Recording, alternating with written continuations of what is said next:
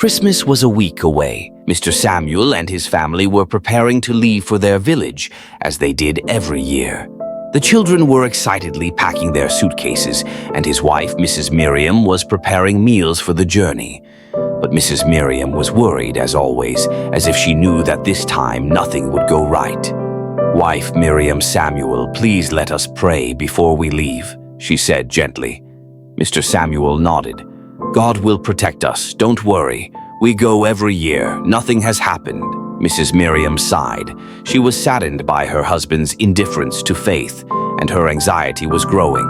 In the village, Mr. Samuel's half-brother Elijah was annoyed by his annual visits. He was jealous that Samuel's family was happy and successful. Turning to his wife Ruth, Elijah whispered confidently, "This year Samuel's family will not come to the village." Ruth frowned. "What are you going to do?" Elijah decided to go to the village wizard. "His journey will be interrupted, you'll see."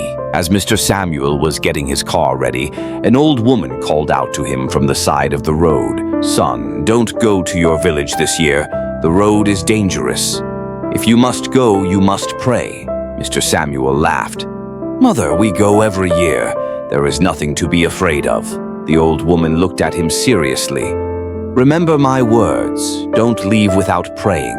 Mr. Samuel and his family set out early in the morning. The children sang joyfully. Mrs. Miriam was praying silently, but after a while the car suddenly stopped. Samuel turned the ignition, but the engine wouldn't start. "How can this be?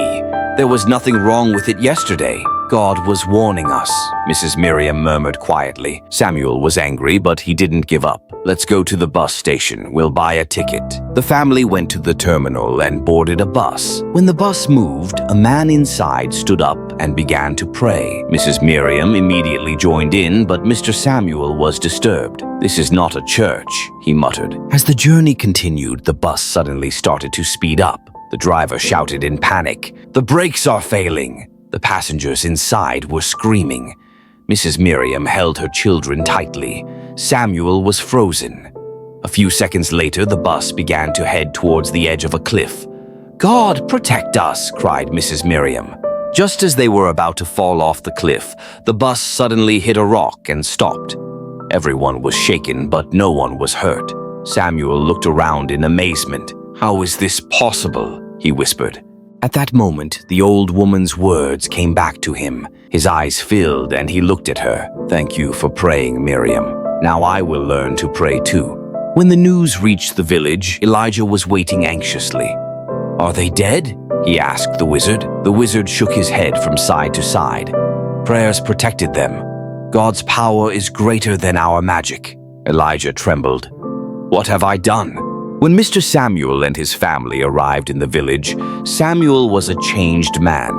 The first thing he did was to go to church and give thanks. "I underestimated the power of prayer," he said, "but now I will be the first person to pray every morning." The story was told for generations in the village as a lesson in the power of prayer, and from that day on, Mr. Samuel never failed to pray with his family every Christmas.